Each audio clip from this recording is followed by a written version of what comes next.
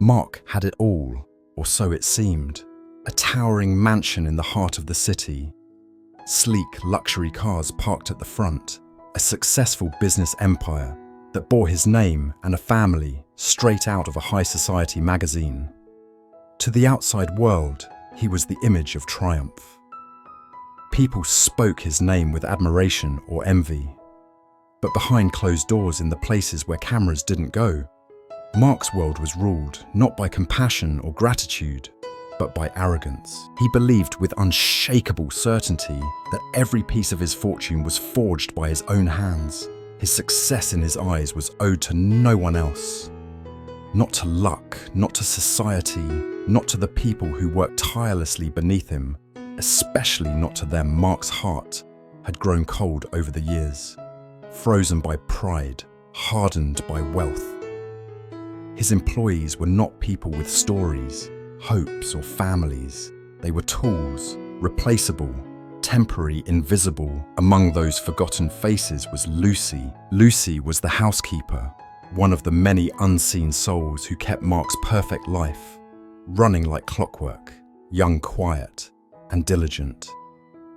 She moved through his grand home like a shadow. Her hands scrubbed the floors that gleamed like mirrors, folded clothes with precision, and prepared rooms that would host guests. Mark barely acknowledged, but no matter how early she arrived or how late she stayed, Mark never once looked her in the eyes. What Mark didn't know, and never cared to ask, was that Lucy's life outside his mansion was far from easy. She came from a poor neighborhood on the city's edge, where the buses ran late and the lights flickered in the evenings. Her husband Jean had been out of work for months, searching fruitlessly for a stable job. Their home was small, their bills large, and Lucy's pregnancy was both a miracle and a quiet storm they weren't sure they were ready for. But Lucy believed in hope. She believed in rising each morning, placing a hand on her growing belly and whispering softly, "You'll have a better life than I did." She didn't complain, she didn't falter. She swept and dusted and polished with the kind of care that came from love. Not for Mark, but for the future she was fighting for. She wasn't just cleaning a house, she was protecting a dream. And then, one day, everything changed. It was an ordinary morning sunlight pouring through the tall windows, the city's buzz filtering through the glass. Mark was pacing across the marble floors, deep in thought about stock portfolios and expansion plans. As he passed through the hallway, something unusual caught his eye. Lucy, but this time not as a blur or a moving object. No, this time his gaze lingered. He noticed the curve of her stomach, round, undeniable, pregnant. For a moment, Mark paused, not out of concern, not out of joy, but out of confusion. She's pregnant. The thought startled him. Why didn't she say anything? His mind didn't jump to kindness, it jumped to irritation. He saw not a mother-to-be, not a woman carrying life, but a complication, a disruption to his meticulously ordered life. As he retreated to his office, the questions swirled, but not the right ones. Not, is she okay? Not, how can I help her? But can she still clean properly? Will this affect her performance? Mark's world was one of results, efficiency, and control. In that world, pregnancy was not a cause for celebration, it was a problem. He brooded over it for hours, dissecting it like a legal case. Never once did it occur to him to sit and speak with Lucy, to offer her support. Instead, he viewed her pregnancy as a flaw in the machine of his daily routine. He wanted it resolved, cleanly, quickly, and without mess. By the next morning, Mark had made up his mind. He summoned Lucy to his office. She arrived hesitantly, her hands folded nervously in front of her. She wore the same simple uniform, her face marked by fatigue and quiet dignity. She didn't know what was coming, but she sensed it wasn't good. The atmosphere was cold. Mark didn't smile. He didn't ask her to sit. He simply stood, arms crossed behind his gleaming desk, Masin, he began, his voice as sharp as glass. I can't keep you on anymore. Lucy blinked. For a moment, she didn't understand. Your condition, he added, gesturing vaguely to her stomach, will interfere with your work. It's better if you leave now. The words hit her like a slap. She had worked through nausea and swollen ankles. She had never missed a day. She had sacrificed her comfort, her pride, even her health to keep this job. And now, he was throwing her out. Her voice trembled. But sir, I can still work. I've been doing everything you asked. I promise I can. Mark held up a hand. He didn't want to hear it. I've made my decision, he said. It's nothing personal. Nothing personal. That phrase echoed in Lucy's mind like a cruel joke. Of course it was personal.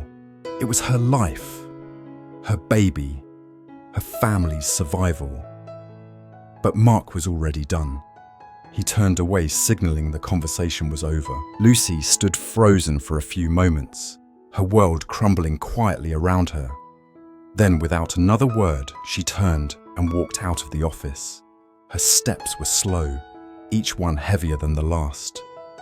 She made it outside, down the stone path, and only when she reached the street did the tears come, hot, silent, unstoppable. She didn't cry because she was weak. She cried because she had done everything right and still lost. Back in the small apartment, she told Jean everything. They fired me, she said, barely able to speak. Because of the baby. Jean was stunned. But that's illegal. That's wrong. You've given so much to that place. Lucy shook her head. It doesn't matter. I'm just a maid who's going to fight for someone like me. They sat together in silence. Bills lay on the table. The future loomed like a dark storm. How would they pay the rent? What about food? How would they prepare for a child when the world had just pulled the ground out from beneath their feet? But in that silence, something else stirred, resolve. Lucy had been knocked down before. She knew what it felt like to scrape by, to carry pain without showing it, to smile through suffering. And now, even pregnant and jobless, she made herself a vow. I won't let this be the end, she whispered. The days that followed were hard. She applied for job after job, cleaning, cooking, anything, but doors closed. The baby bump was too visible, the interviews too short, employers too polite or too cruel. She went to bed hungry some nights and cried into Jean's shoulder, others. But every morning she got up, she kept trying, she kept believing. And one afternoon, while buying vegetables at the local market, something unexpected happened. A man in a clean suit approached her.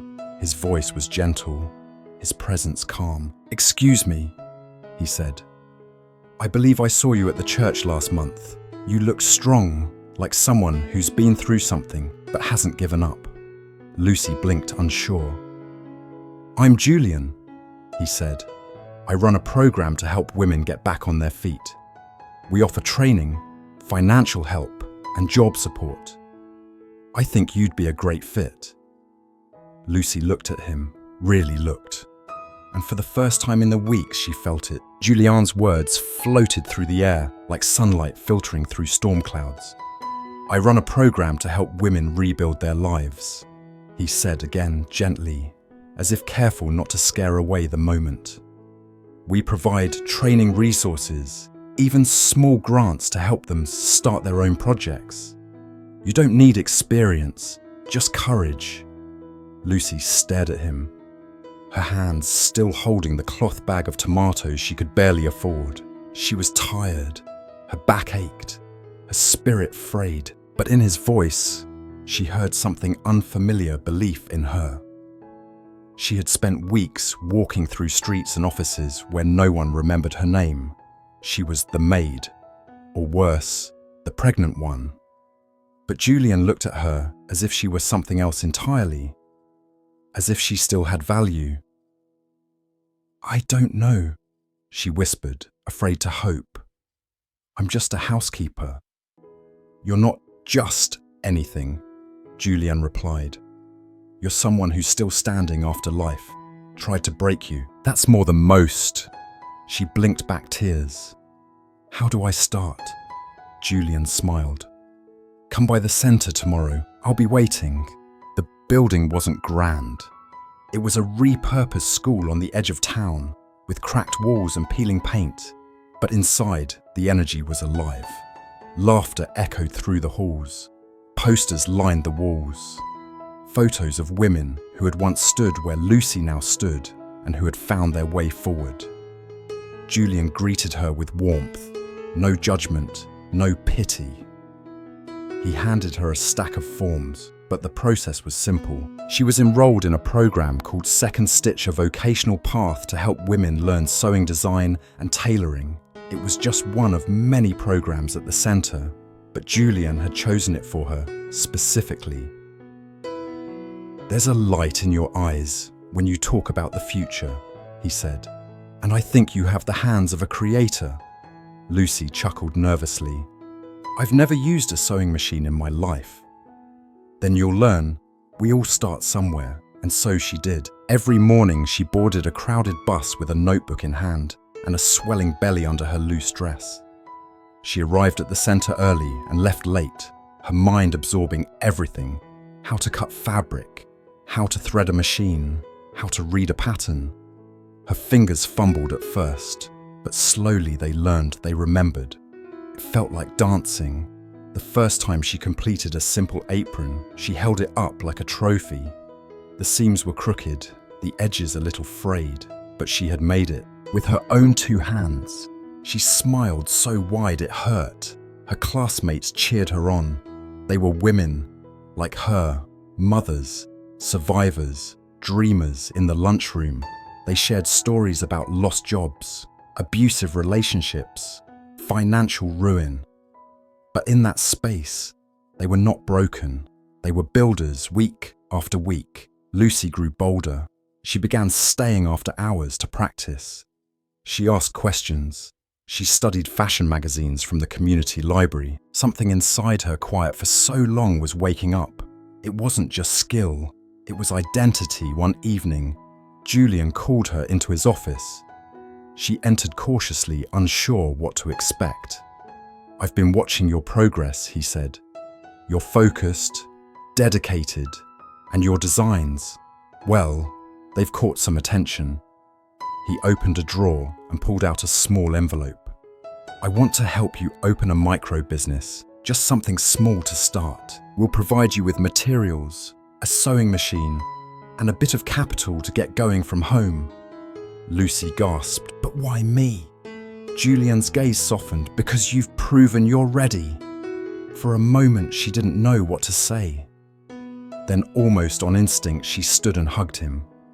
It was the first time in years anyone had bet on her. Lucy transformed a corner of their small apartment into a workspace. Jean helped set up the machine. He repainted an old wooden desk, moved the kitchen table to the living room, and built a thread rack out of scrap wood. If this is your future, he said, then this is our beginning.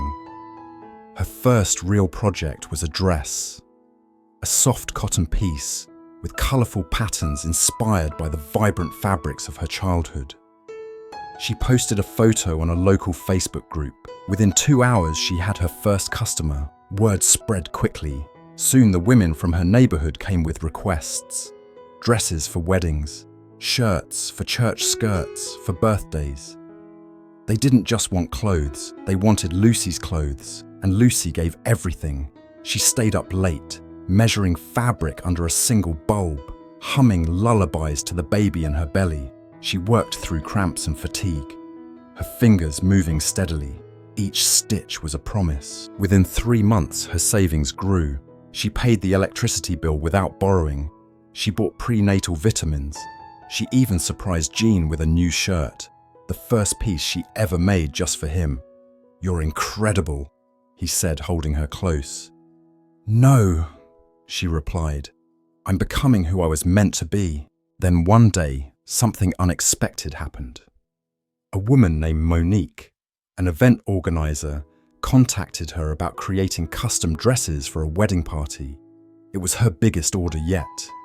8 dresses, matching styles, personalized fittings. Lucy hesitated.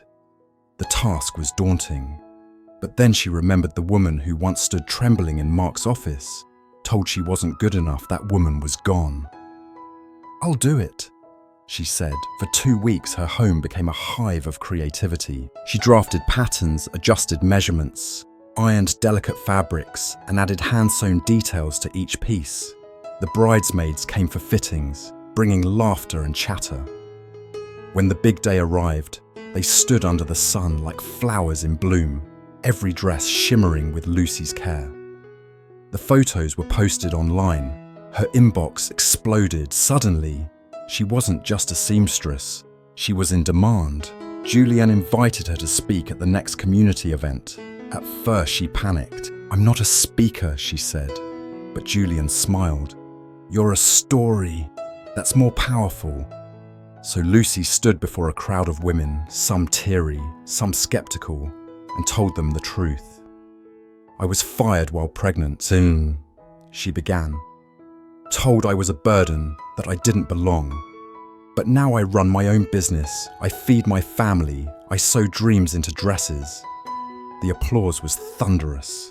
Afterward, a young girl approached her, no older than 16. "I want to be like you," she said. Lucy knelt down and held her hands. "Then never let anyone tell you you're small." As the months passed, Lucy's life blossomed. She gave birth to a healthy baby boy, Emmanuel, whose name meant God is with us. She held him in her arms and whispered, "We made it." The same baby that had nearly cost her everything had now given her more than she had ever imagined. Her small home studio expanded. A neighbour offered to rent her a shopfront at a discounted price. Jean returned to work now hopeful and inspired by his wife's courage. Together, they rebuilt their life, piece by piece, day by day. And Mark, he never crossed her mind anymore. She had no time for bitterness, no room for regret. Her world was full now, of fabric, laughter, love, and future plans. She didn't need revenge. She had risen far above the woman he once dismissed. She was no longer surviving, she was living, and she wasn't done yet. The sun blazed high above the city as neighbours bustled through market alleys and families gathered in open courtyards. A sense of joy lingered in the air. It was the day of the neighbourhood festival. Music drifted from corner stages. Children laughed as they chased balloons, and vendors called out friendly greetings from their stalls.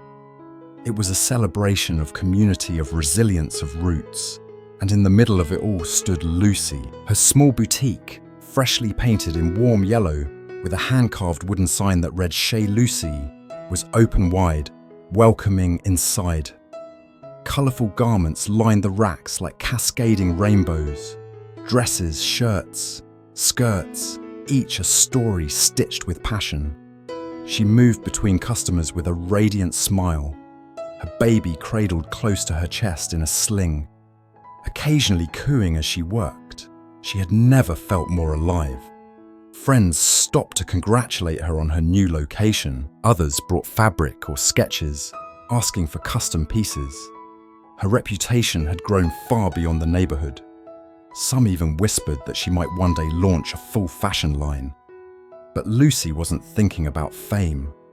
She was thinking about how far she'd come.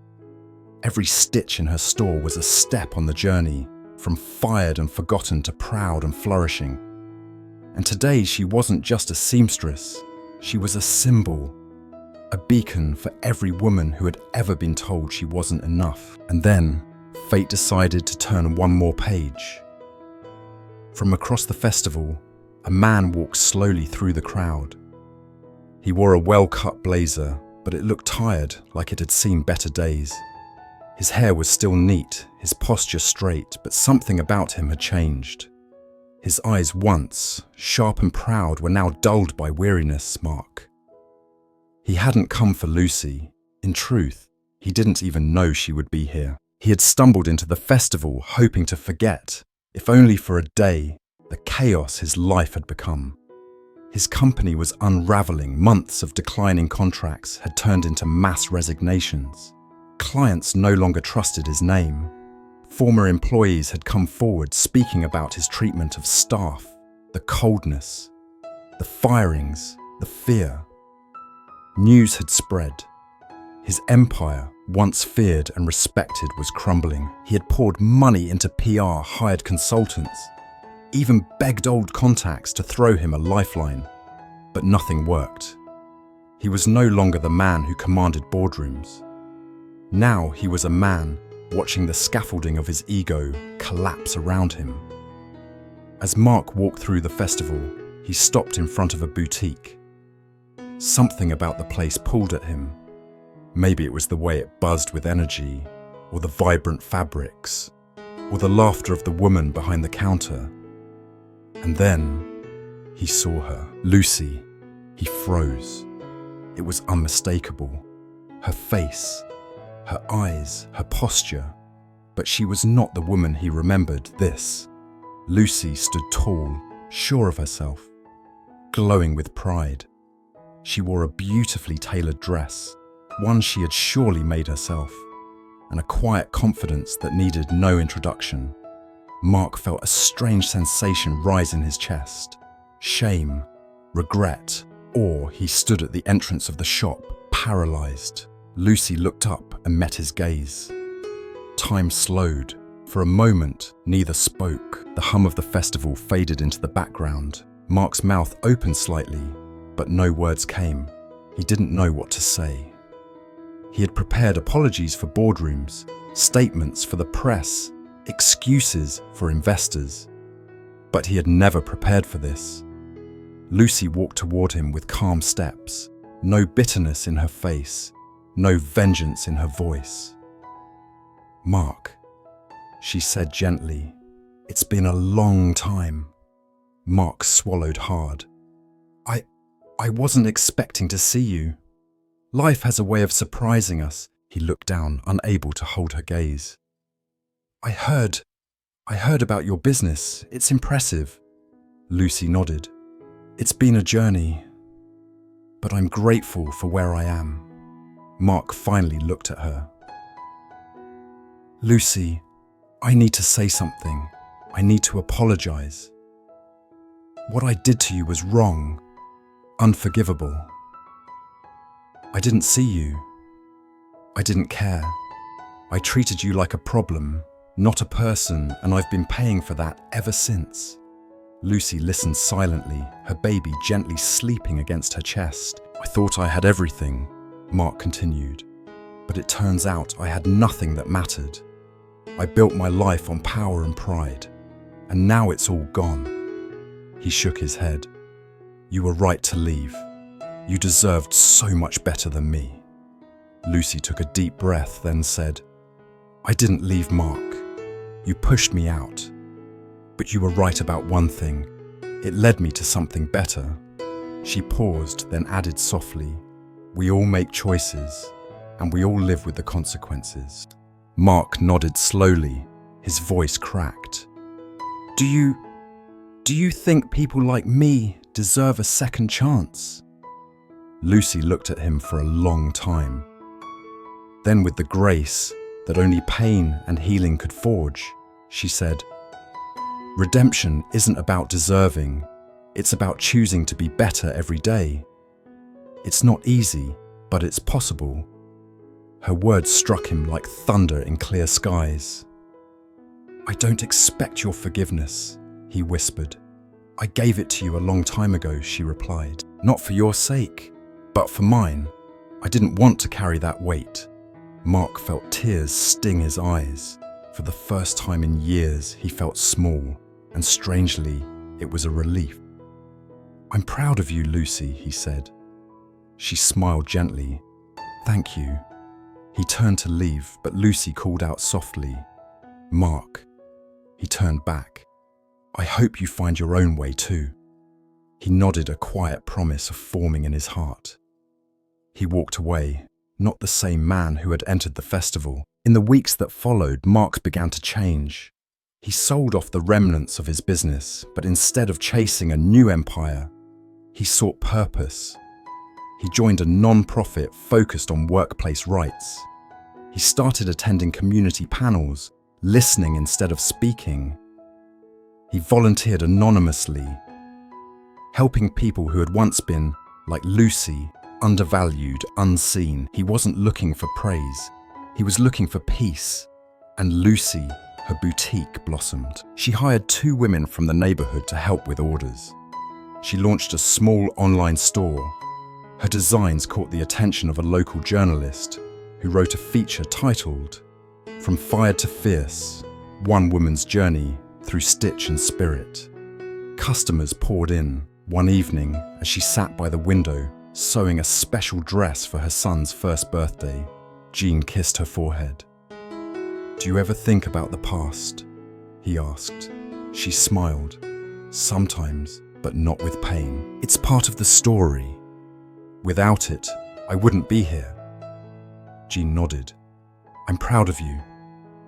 Lucy looked at her son playing nearby, then at the sewing machine, then at the photos of happy clients pinned to the wall.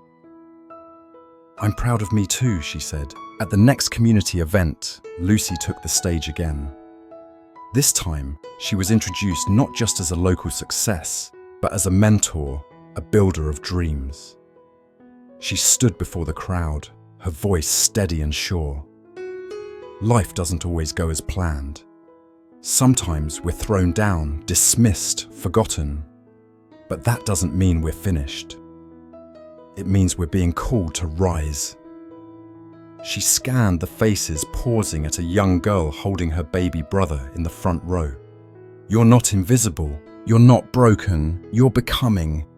The applause that followed was thunderous, but Lucy didn't soak it in for attention. She soaked it in as a reminder that dignity once taken could be reclaimed, that dreams, once delayed, could still bloom, that strength once doubted could rise like dawn after the darkest night. And so she stitched on day by day, dream by dream, transforming pain into beauty and wounds into wings. Because Lucy wasn't just sewing clothes, she was sewing hope. Thank you so much for staying with us until the end of Lucy's incredible journey. Her story reminds us all that no matter how dark the road may seem, resilience, faith and courage can lead us to a brighter future. If this story touched your heart or inspired you in any way, we'd love to hear your thoughts. Please share your feelings in the comments below. And if you want to see more powerful stories like this, don't forget to subscribe to our channel. Give this video a thumbs up and hit the notification bell so you never miss an update. Your support means the world to us, and it helps us continue sharing stories that matter. See you in the next one.